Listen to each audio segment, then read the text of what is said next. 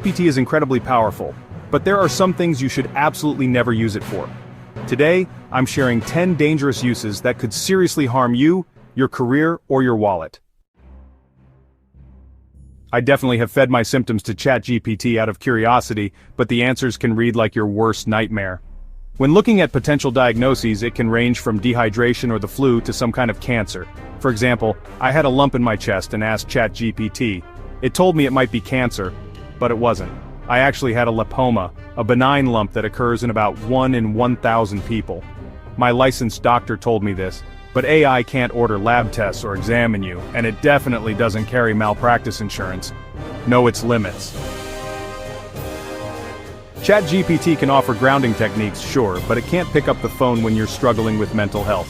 Some people use ChatGPT as a backup therapist, but as someone with a real human therapist, I can say ChatGPT is at best a pale imitation. If you or a loved one is in crisis, please call 988 in the US or your local helpline. If your carbon monoxide alarm starts beeping, don't open ChatGPT and ask if you're in danger. Get outside first, then ask questions later. Large language models can't smell gas, detect smoke, or dispatch emergency responders. In a crisis, every second spent typing is a second you might not be evacuating. Never treat your chatbot like a first responder. ChatGPT can explain what an ETF is, but it doesn't know your debt-to-income ratio, tax bracket, filing status, deductions, retirement goals, or risk tolerance. Friends who have input their 1099 totals for DIY tax filing found that ChatGPT can't replace an accountant who can catch hidden deductions or costly mistakes.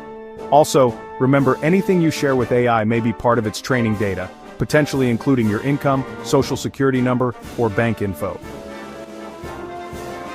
As a tech journalist, I see embargoed press releases daily, but I never paste them into ChatGPT for summaries or explanations.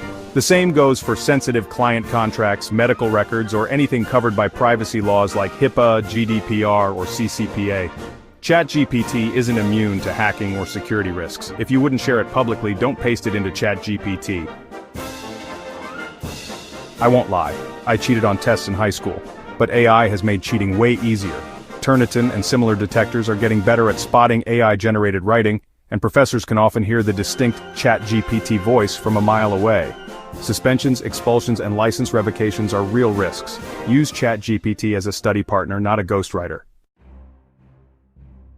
OpenAI added ChatGPT's web search feature in late 2024, letting it pull in live web pages, stock quotes, gas prices, sports scores, and other real-time data. But ChatGPT doesn't automatically update itself continuously. Each update requires a new prompt. When speed matters, live news streams, official press releases, news sites, push alerts, and social feeds remain your best bet. During the NCAA men's basketball tournament, I got lucky with a three-way parlay thanks to ChatGPT, but I wouldn't recommend it to anyone. I've seen ChatGPT hallucinate player stats, report false injuries, and get win-loss records wrong. ChatGPT can't see tomorrow's box score, so don't trust it for betting advice.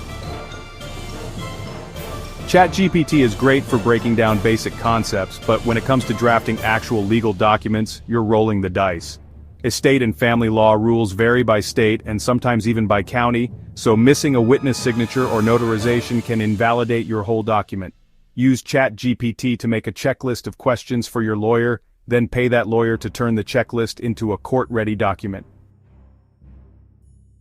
This isn't an objective truth, just my opinion, but I don't believe AI should be used to create art. I use ChatGPT to brainstorm new ideas and help with headlines, but as a supplement, not a replacement. Of course, use ChatGPT, but please don't pass off AI-made art as your own. Remember, ChatGPT is an incredible tool when used appropriately. The key is understanding its limitations and knowing when to seek human expertise.